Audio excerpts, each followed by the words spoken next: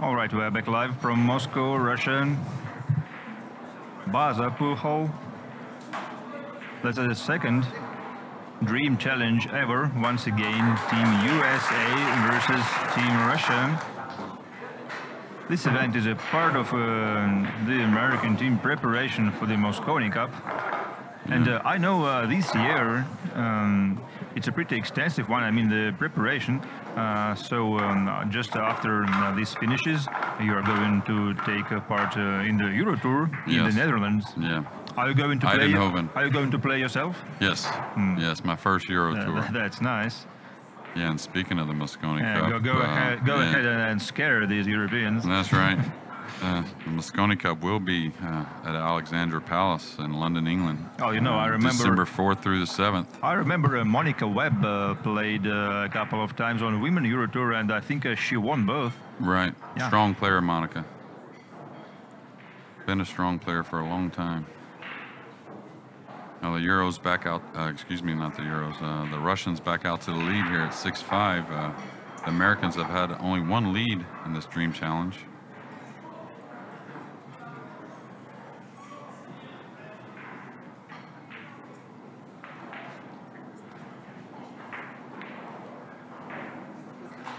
Now the balls are breaking nice, and we saw that in the opening match. So again, expect a lot of runs today with open shots after the break. I don't expect many dry breaks. Wow, that's squatting the cue ball there. And that's how you are supposed to break a 9-ball, probably. Yeah, that's pretty nice there. Little left spin, though. Yeah, but that's kind of natural a little bit coming from that side. Now this shot's a little bit difficult because it's close to the rail, and now he'll probably want to go 2 rails.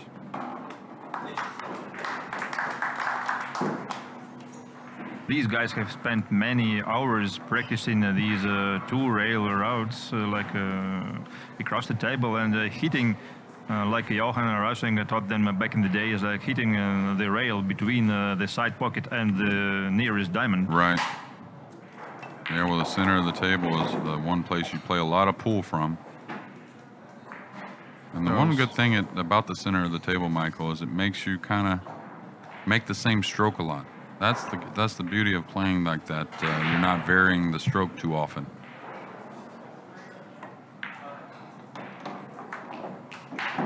Just get me right, I was talking about that I was driving to that Sergey wasn't lucky not scratching, but this was a pretty controlled shot. Oh, absolutely. They might be a little straight on the 4, so they're going to have a little discussion, knowing that they'll have to shoot the 5 and go into the 9. But with the 7 being there, the 7 up in the upper corner is not that tough. We'll have to see where the 9 gets moved to. Okay, now he just brought him a little closer to it, and that's a smart play. Yeah, I would have even stopped it and just used the 9-ball just once again to draw the cue ball. Back a little, we've been talking about this a little yesterday, like using the object balls. Oh, absolutely. As if they were rails. Right. And I would just hold here. I wouldn't try to go forward myself. You could. But you could, if you catch the 9 a little fat, you could end up on the side rail. Oh, all right, nice shot there. Oh. And the 9-ball is almost down.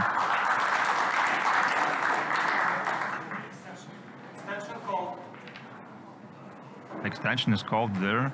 Just I think he got called an extension to use his extension on his cue. So just a little hardware. But it took him about only 20 seconds to make the shot.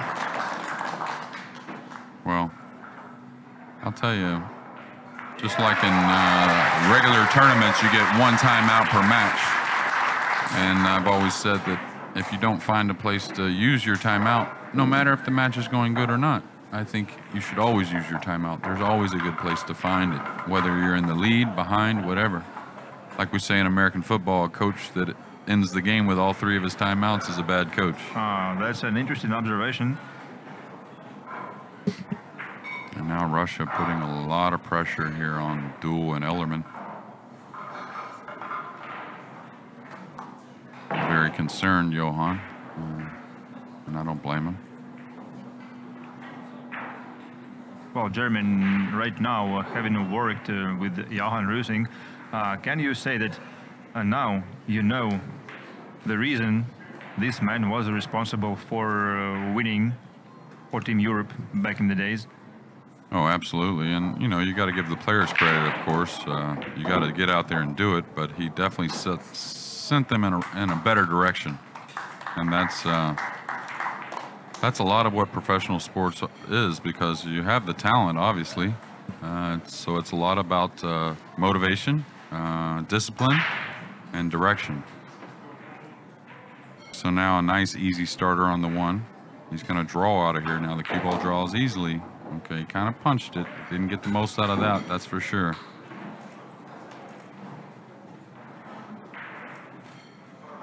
All right, so Corey's going to have to move the cue ball a little bit here.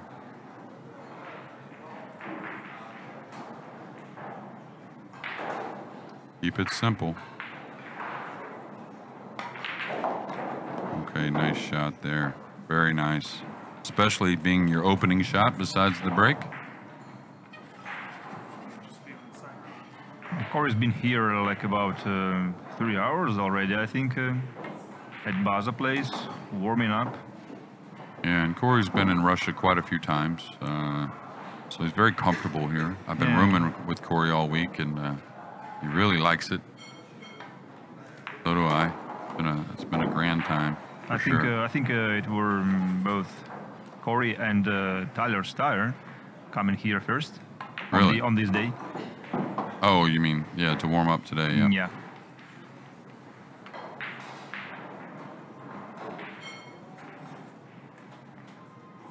Okay, he doesn't have to draw back much, maybe 1.5 feet. Okay, he's probably going to play this with a top inside English coming around the 9. 3 rails. And yeah, top right. Well, he's aiming low. Well, he's kind of hit down on the ball, and that makes the English bite a little bit more off the rail. So pretty much pure side spin, and a pretty routine 9 ball, even though he's stretched. And really, in my opinion, a big break and run right there, because Russia is definitely building some momentum.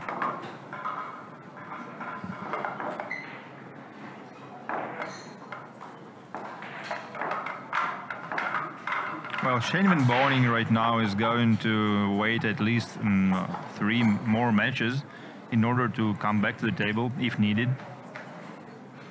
Well, we'd like to make sure that happens, that's for sure. In the singles match. Yeah, we have our first singles of the day with Tyler Steyer playing Fedor Gorst in our next match. Yeah, that's very interesting. Both young and pretty sound in terms of fundamentals. I think I heard that Tyler Steyer is called the best technician on the team. Well, yeah, as far as the dynamics and the technique, especially the technique that Johan prefers, and I believe that's, in my opinion, that's most of the same things I teach. That Tyler has more of that naturally. Now our first really odd shot on the 1 ball here in day 3.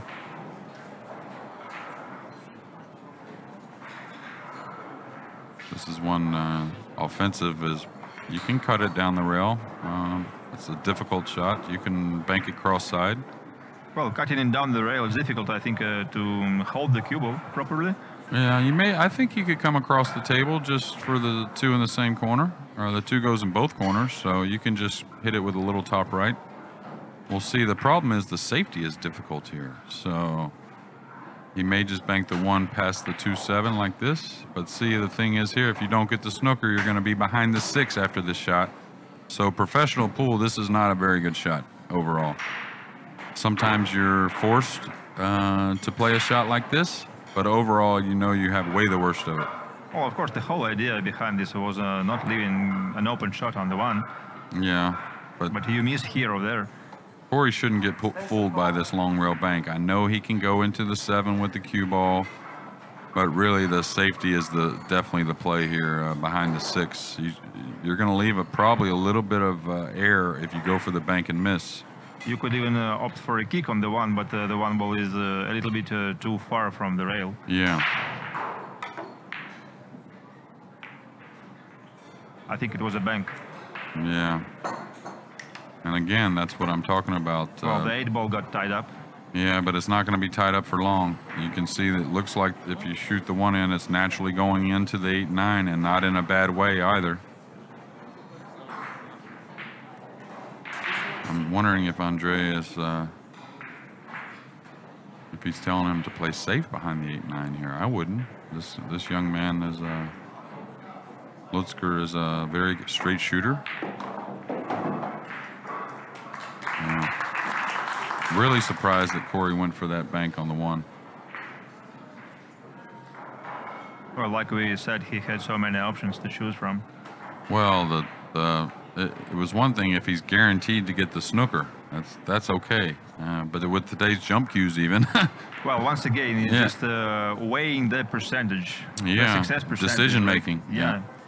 That's what the pros usually do on every shot. Big part of the game. Yeah. And only if the safety favors more, then you go for the safety. Right.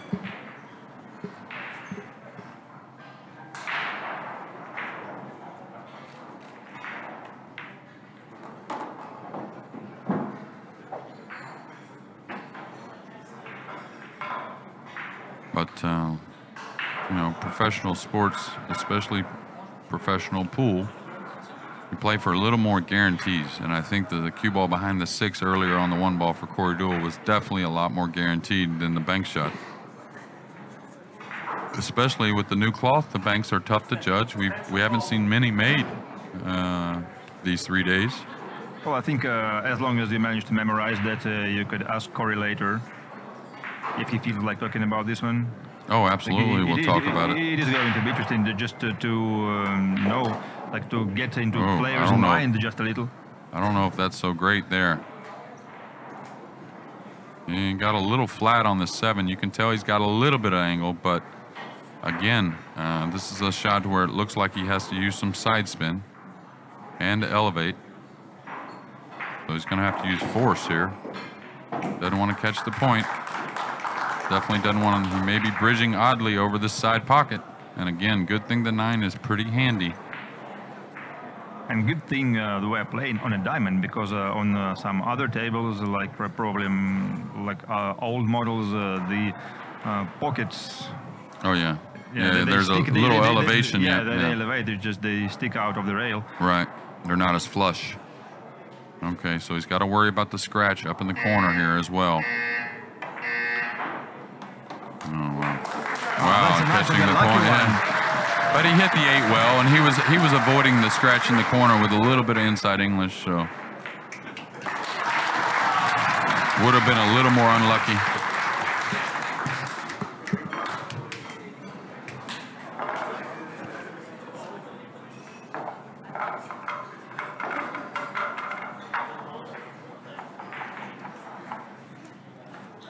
We're going to get a look at this.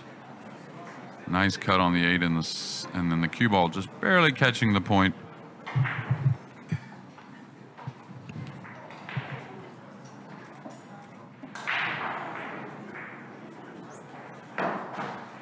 Oh, you see some emotions in the Russian team. Yeah, but he was happy on the cut on the 8, so you know that would have been pretty unlucky from that angle to scratch in the side pocket. I got to give Andre some credit there. Well, actually, you know, from my experience, only the cue ball can go into the pocket from some funny angles for any weird reason. Oh, the cue like there. Wow, horrible kiss. 2 or 3 kisses on the cue ball there. Oh, did the 1 get married to the 8 to where he cannot play offensively? There's 1 kiss. Watch the 2nd kiss. Boom. Yeah. Right there. Now I think the 1 ball came down and froze on the 8 ball, and the 3's in the way. So interesting to see if he can play a 1-3 combination. The one would have been available to the right corner. If the 3 was, I don't know if it would have or not. It's close. Well, the combo is on probably. But well, I like the combo myself, just because it's pretty easy, and I really hate to let my opponent back at the table in such a situation. So, is that a free fall situation they're trying to create? well, it's a very difficult situation with maybe three foul. Trying to drive the one towards the 1-9. The 9? Yeah. Maybe, but you're not going to cut off every rail. That's the problem. So if the 1-3 goes here, I'm shooting the 1-3. Yeah. I believe that was the correct shot. Yeah, definitely. And now he'll play this with some maximum side spin, trying to come right in between the middle and upper diamond on the side rail where he's standing. This is the type of shot where the side spin can get away from you. You can hit this a little thick. See how he kind of wobbled it in? And that's just not really from aiming badly. That's from actually not knowing the curve of the cue ball on such a slick table. You don't think he made this intentionally? No, I don't think. He didn't that thick? No. All right. Yeah, he didn't want to scare every Russian in Moscow. So now an angle on the 5 is necessary. You can see the 6 planted on the other side rail, Michael. So kind of where the cue ball is at now would be ideal. Or maybe even a little thinner on the 5 would be all right.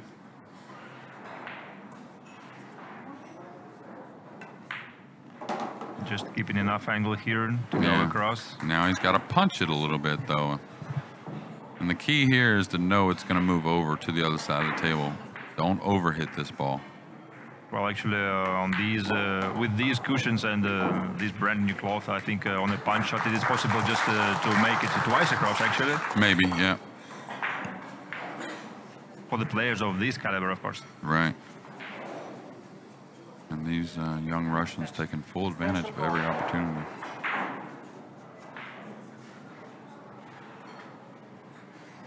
Yeah, they are out shooting all barrels. Right. Well, they're definitely more comfortable on the table, it looks like to me, as far as the conditions. Johan would say the material of the table.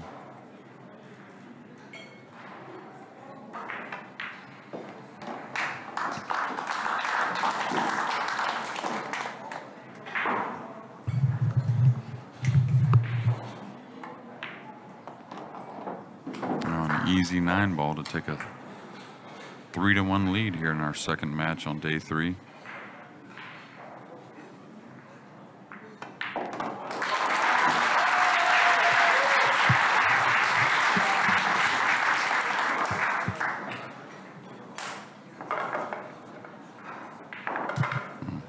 So, yeah, once again, Team USA finds themselves trailing.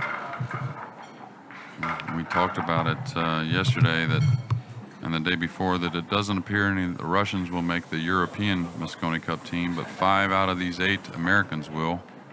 They'll be in London, December 4th through the 7th at Alexandra Palace. That will be shown live on Sky Sports. Don't forget to tune in.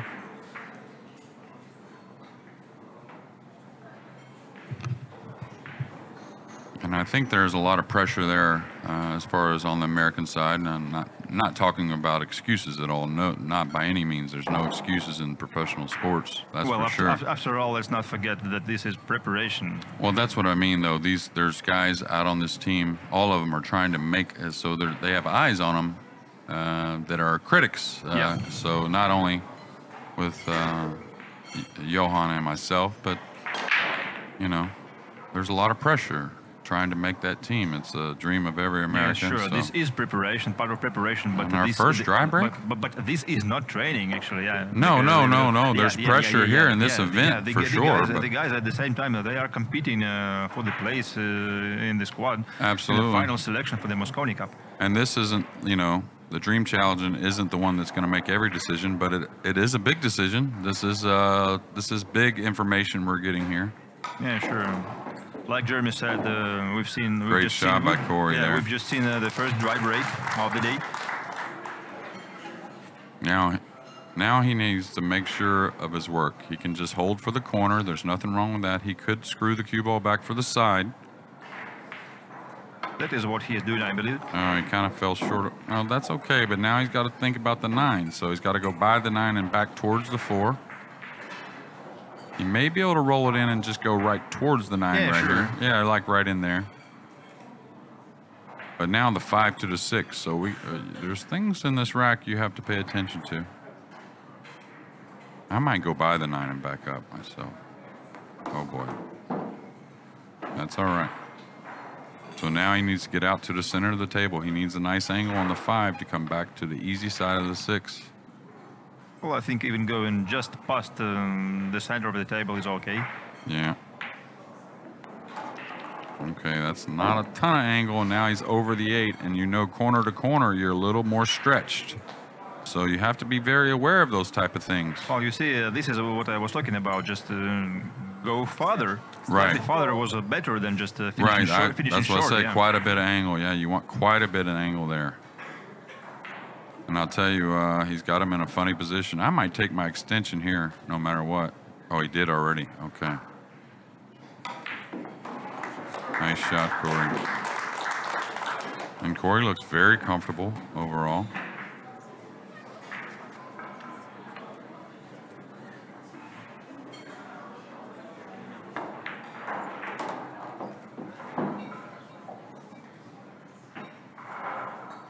He may play short side on the 8 here, just following the ball to the short side.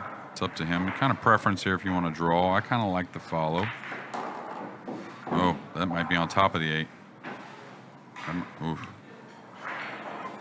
A little punchy there. Now he's gotten a little bit funny. He's just going to slowly hold it. Yeah, using the rail. Yeah, the nice side shot. rail, Nice very shot. Good. That was a little touchier than it looked, though.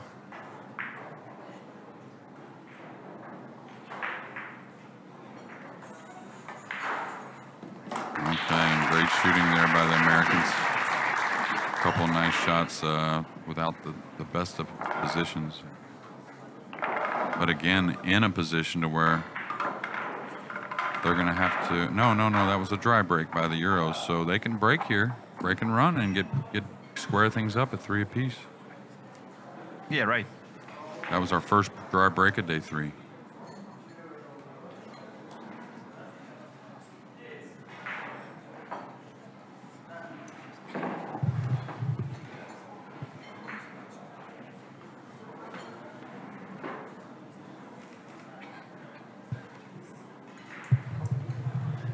I think Corey, regardless of what the rack looks like, should stay on that side rail. I mean, we've played now 5 games here and 6 games in the last, and we've had 10 out of 11 where they've made a ball on the break from that left side rail. So I don't think any time to change now. There's that corner ball. And Corey's really smashing them. I'll tell you, what's the 4 going to do? And he is using his playing cue to break. Yeah, and he's done that for quite some time, for the most part. I'm not sure if the 4... Yeah, I think the 4 may have caused some problems here for the Americans. Can he play the 1 off the 6? Is the 1 off the 6 playable?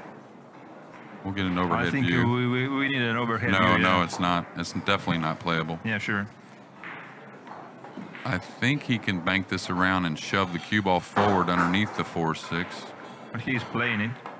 No, he's trying to snooker him. And it's not going to get there. Oh, a friendly kiss. Is it going to get there? I think it may have gotten him just enough. Well, that's a pretty easy jump. Yeah, but the 2 ball's all the way back down. So.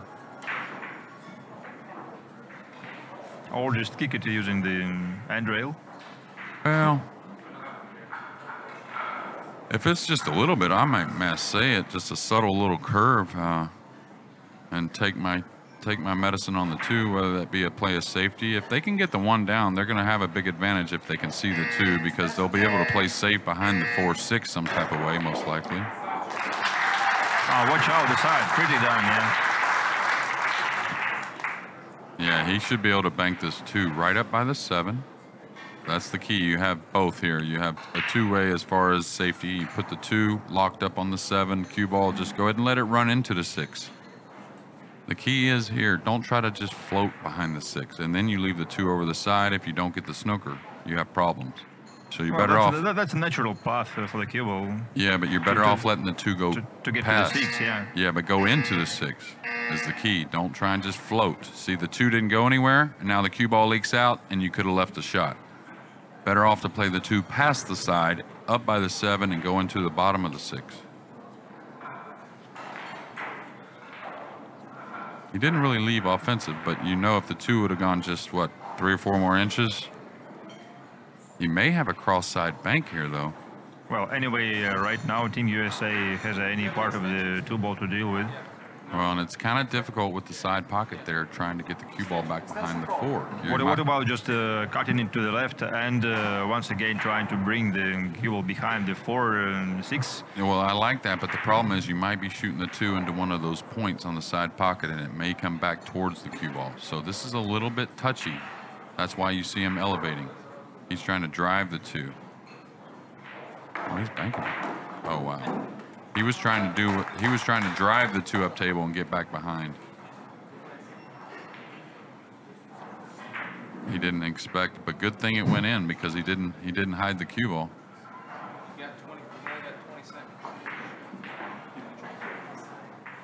Okay, this is another one where I might bank the 3 down by the 6 and try and play the cue ball behind the 7, evening a tough combination. He's kicking it. Okay. Speed is not the best. Yeah.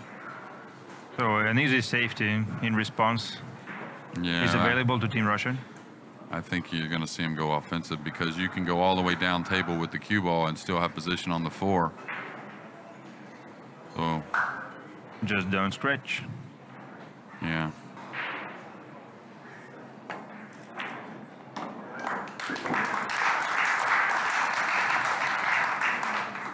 I'll tell you, this Sergey, right? Going to be really tough when his game matures a little bit because he sure is a straight shooter. A little off angle here, though. Once again, going 2 rails around. Yeah, but it's not easy. This is a little flat, so this has got to be hit pure. I may come a little longer up by the side pocket rather than trying to come tight. Andrew is very good at these powerful strokes, yeah. Right. Well, I haven't seen much he's not good at. Well, once again, he has been practicing this a lot. And I think he feels kind of comfortable when shooting with power. I'm surprised he went inside English there.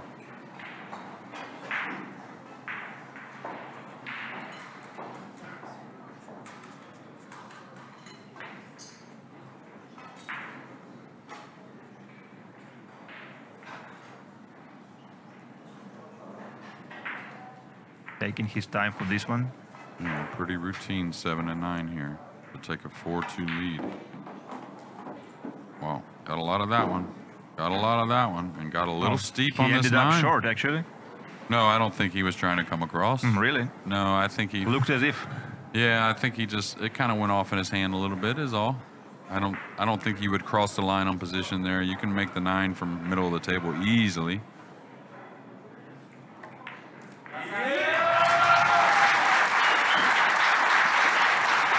So momentum building here for the Russians. Well, we've got several questions there on the chat about the racking, like why don't they use the magic rack? Well, you know, guys, at the Mosconi Cup, there will no be the magic rack either. So just that's the reason, the main reason. Yeah, and I hate to say, I mean, magic rack, it's not a bad product, but I think it's really for amateur pool. Well, we're not talking about a magic rack necessarily, but all these racking templates. Yeah, templates. Yeah, it's just basically is what we're talking about. Not one specific template or another, but in my opinion, I think it's just makes the game a little too easy at this level. And in the end, it kind of kills the game, actually. Right. You don't get to see, but maybe 40% of the game, 50% of the entire game of 9 ball. Sure, after all, with the magic rack, you have the break almost guaranteed. Right. You notice how many different positions, sometimes the ones being made on the break, sometimes, you know, there's so many different variations we've seen in just a short 3-day match. And that's the beauty of the game. There's supposed to be a lot of variation. That was a great effort here with this break, but the 4 ball ended up kind of funny. It's not too bad considering the 6 is very accessible, but the 3 is a little bit off angle. So he can't easily go forward with the 9 there. And so he's going to have to power up and probably draw this cue ball 1 rail back.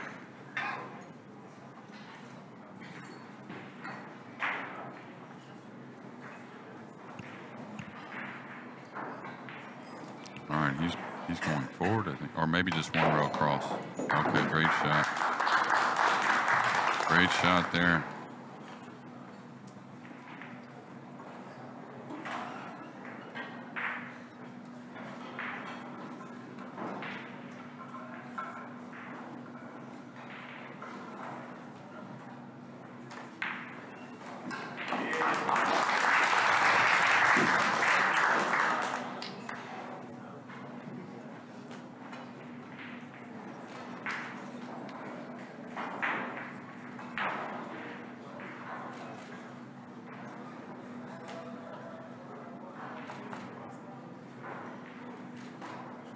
Just really a pretty simple 6-ball 7 and 9 to take a two match lead here in our race to 9. That's 7-5. And really, with Fedor coming up next, you have one of your powerhouse players for the Russian team on deck. So it looks like 2-point lead for Team Russia in the race to 9 overall. And it's there. Well, guys, it's 5-7 in favor of Team Russia, and right now we are going to have a 10-minute break. So please.